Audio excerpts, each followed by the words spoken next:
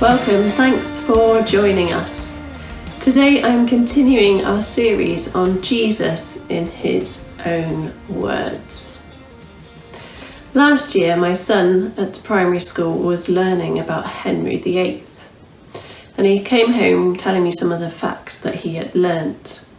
One of them was this: Henry VIII's favourite wife was the third one because she gave him a son.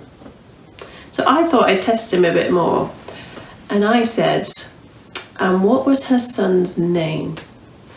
And before he could give his answer, Micah's younger brother jumped in and said, Jesus. And that made me laugh because Henry VIII's son wasn't Jesus, obviously. But for my children, for my younger children, they have a little book about the Bible where they learn facts, and then it asks them a question at the end of each section. And to be fair to my boys, a lot of the answers do end with Jesus. But it set me wondering, where do most people get their knowledge about Jesus from? Is it from family or friends, media? And what we're doing in this series is we're looking at what Jesus says about himself, Jesus in his own words. So in that way, we hope that we can grasp more of the wonder of who he is, and that we each desire to know him more. So today I've been asked to look at John chapter 10. So that's where Jesus says, I am the good shepherd. And then we're also going to briefly cover I am the door. You might be a bit confused by these statements because clearly Jesus was not a door, and also he wasn't a shepherd. His father was a carpenter, and when he grew up, he was a rabbi, a teacher. So what is Jesus talking about when he says, I am the good shepherd and I am the door? Well, these are metaphors, they're pictures to help us understand more about what he's like. And so today I've broken this talk down into 3 sections. We're going to firstly learn about sheep. Then we're going to look at the Good Shepherd. And then we're going to look at what that means for us. So firstly, sheep. In Psalm 100 verse 3, it says, know that the Lord is God. It is he who made us, and we are his. We are his people, the sheep of his pasture. Now you might be thinking, well, I'm nothing like a sheep, but actually there are a lot of similarities.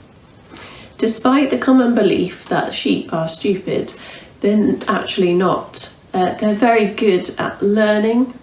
They develop bonds with other sheep, and they're very social animals. So if they feel threatened, they'll group together.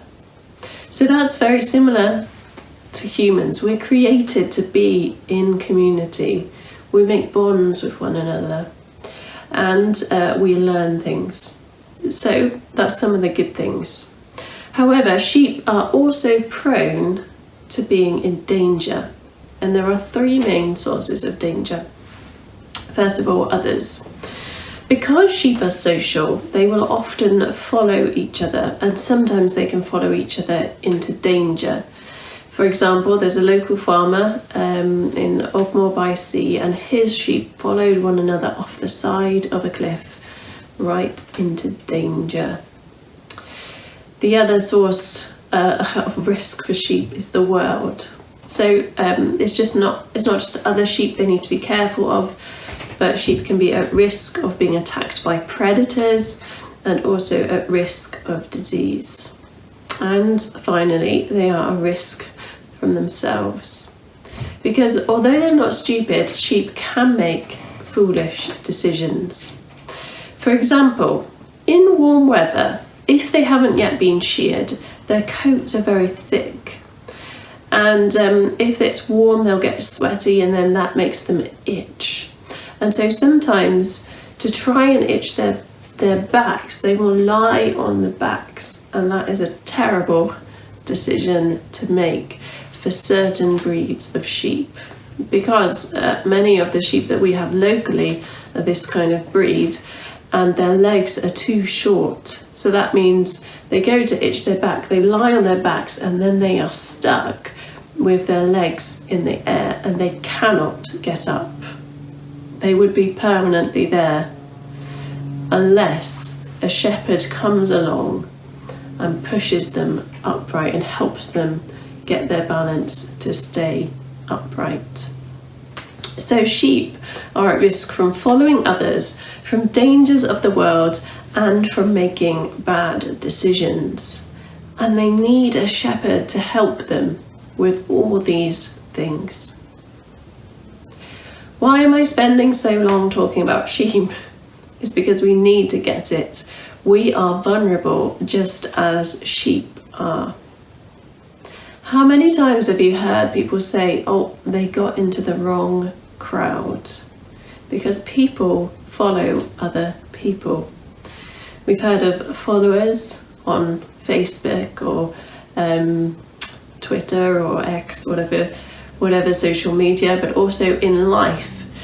And it might not just be following someone into a bad type of lifestyle like violence or drugs, but it can be anything. We rub off on each other.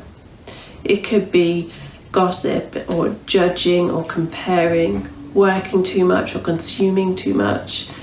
We become like the people that we're with. So we are also vulnerable to following others. And just as sheep, we're also vulnerable to diseases and from attacks from others. People can be horrible to each other. And just like sheep, people aren't stupid, but we can make foolish decisions sometimes.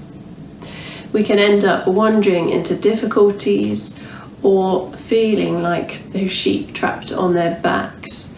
We can be stuck in certain situations. We need a shepherd, just like sheep need a shepherd.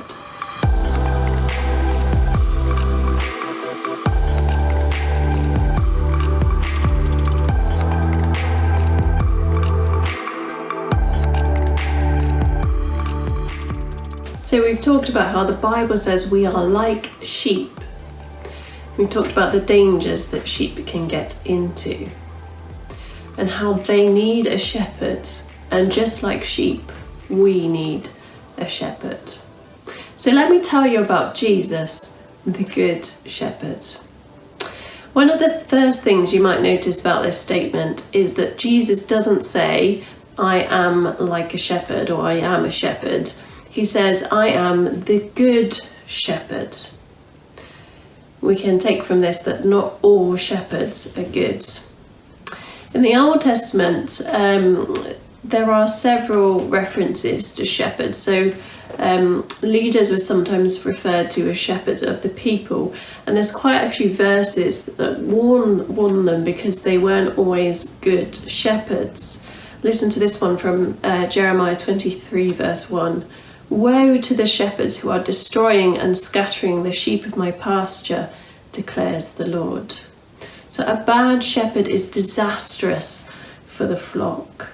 But Jesus says he's a good shepherd. So let me tell you 3 reasons he is good. Number 1, he cares about you. John 10 verse 11 to 13 says, I am the good shepherd. The good shepherd lays down his life for the sheep. The hired hand is not the shepherd who owns the sheep. So when he sees the sheep coming, he abandons the sheep and runs away. And then the wolf attacks the flock and scatters it. The man runs away because he is a hired hand and he cares nothing for the sheep. Can you see the contrast?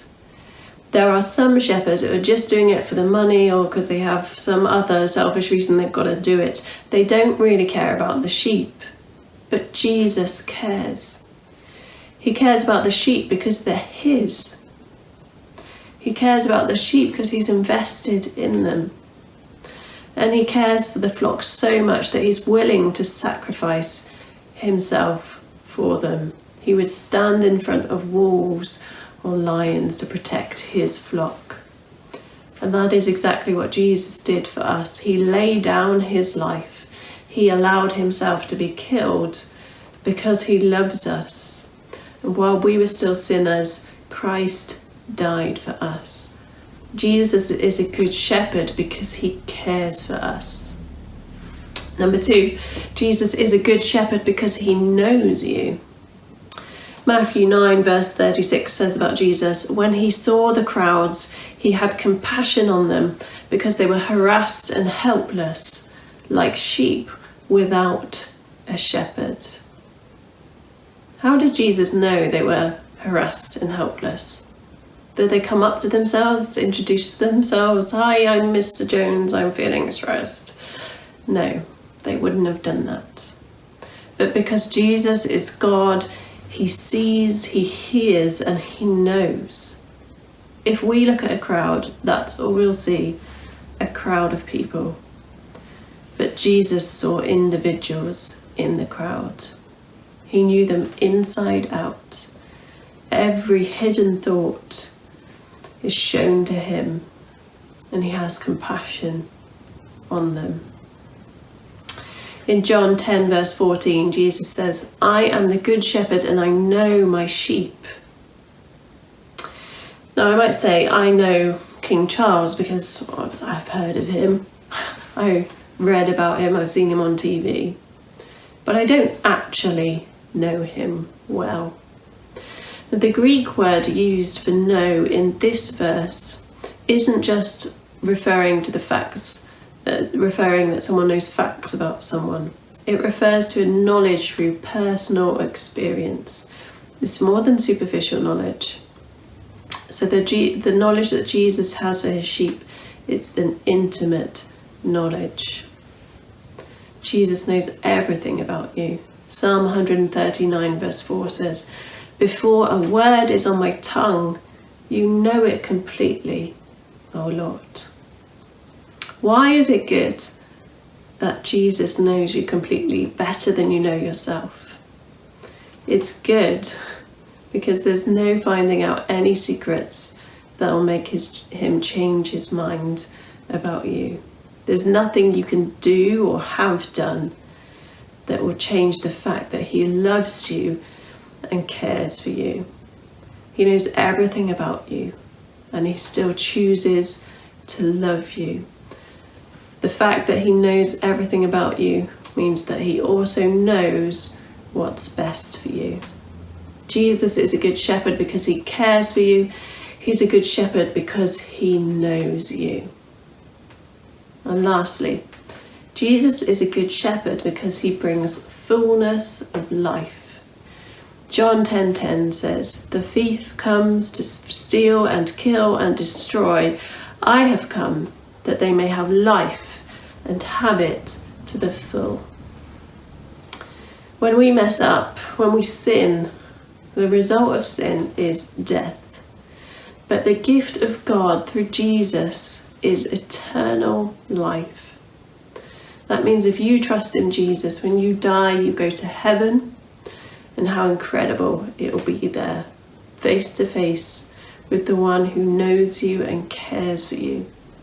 There will be such beauty and wonder, everything that is good. No more pain, no more tears, no more death. But this fullness of life isn't just for when you die. You can have fullness of life now. Fullness of life now doesn't mean a perfect, picture-perfect life. No. But it means life with a good shepherd right beside you, protecting you, guiding you, comforting you.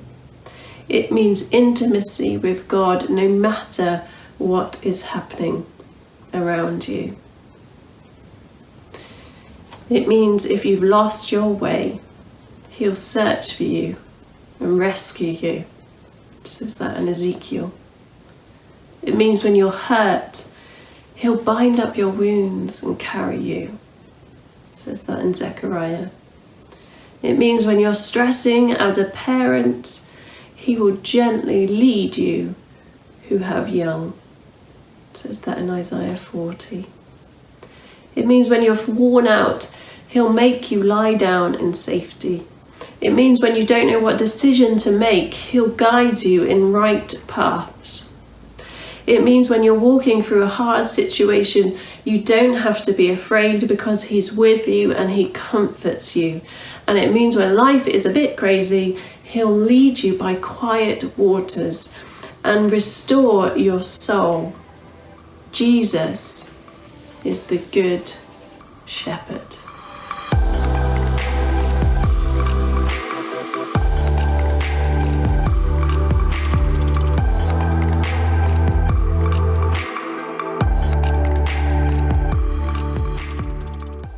Okay, so we've talked about how we are like sheep, how we need a shepherd, and how Jesus is the Good Shepherd. So what? What does that mean for me now? And I'm finishing with 3 questions to make you think about your response to these verses. Jesus is the Good Shepherd. Notice the, not a good shepherd, the Good Shepherd. He is the one and only way to be saved. And the other I am statement in these verses is I am the door. Whoever enters through me will be saved. Notice how specific this is. There is one door, there is one shepherd, there is one way in which you can be saved. You can try your hardest to do other different things, but no, there is only one way to be saved, and that is through Jesus. It's specific, but notice also how welcoming the statement is. Whoever enters through me will be saved. This invitation is for everyone. It's not for specific people, not just for the goody-goodies, not just for a certain race. It is whoever enters through me will be saved. And if you're listening today and you've never heard about the Good Shepherd before and you want to know more about this one way to live, please contact us and we'd love to tell you more about it. So the first question, will you choose him? Will you choose his way? And if you're already believing in the Good Shepherd, or already choosing him, and yet you might be wondering why life doesn't seem to be full at the moment, why you might not feel satisfied at the moment. Well, note that a good shepherd will sometimes let his sheep be in pain. Not because a shepherd enjoys sheep suffering, but because it is for the good of that sheep. Let me give you a modern example. Our local sheep, again, they're prone to a disease called foot rot. What happens is when bacteria get into the feet, that can then start to get worse and worse, destroy the feet, make the animal weak, and affect their ability to walk. A good shepherd will sometimes make his sheep walk through a chemical foot bath, which hurts. But walking through that bath kills the bacteria that causes this condition. So it's not pleasant for the sheep, but the shepherd's doing it because he knows it will help protect the sheep in the long run. And life with Jesus, as I've said already, it doesn't mean a perfect life. It might mean that you have to walk through painful pathways. And sometimes that doesn't make sense to you as a sheep because you don't want things to hurt. But you've got to trust your shepherd. Your shepherd knows what's best for you and he has a purpose. So my second question is, will you trust Jesus? Will you trust him with every part of your life? John 10 verse 4 says, "He calls out his sheep by name and he leads them out. When he has brought out all his own, he goes on ahead of them, and his sheep follow him because they know his voice." Having Jesus as your shepherd isn't a one-time decision to trust him. It's a choice to keep following him. Jesus' sheep follow him because they know his voice. Remember, I've already talked about a Greek word for know earlier on, the fact that Jesus knows us, he knows his sheep intimately. But in this verse, where it says his sheep follow him because they know his voice, it's a different know that's used. The Greek word here, oida, for knowledge, is the word for knowledge, but it can be translated as to understand through observation, to become aware of something that then leads to understanding. So if you want to follow Jesus, you want to be a sheep that hears his voice, that knows his voice, that's not going to be like instantly knowing everything. It's learning, it's becoming aware of something, and then following and seeing his goodness, then becoming aware of more and more until you know his voice, you know where he's leading. So I checked with the shepherd. Lambs are not born knowing the shepherd's voice. They learn it. What happens is they begin to recognize that the shepherd is the one who gives them good things, extra food, or leads them the right way. And so their trust is built as they hear his voice and see the good things that he leads them into. And so, my final question is, will you follow him? Will you choose Jesus? Will you trust him? Will you follow him? Will you learn his voice and follow where he leads? I'm going to finish now. So just to recap, we are all like sheep, and like sheep, we go astray. Each of us has turned to our own way. We need a shepherd, but Jesus is a great shepherd. He cares for you, he knows you, and he brings fullness of life. Will you choose him? Will you trust him? Will you follow him?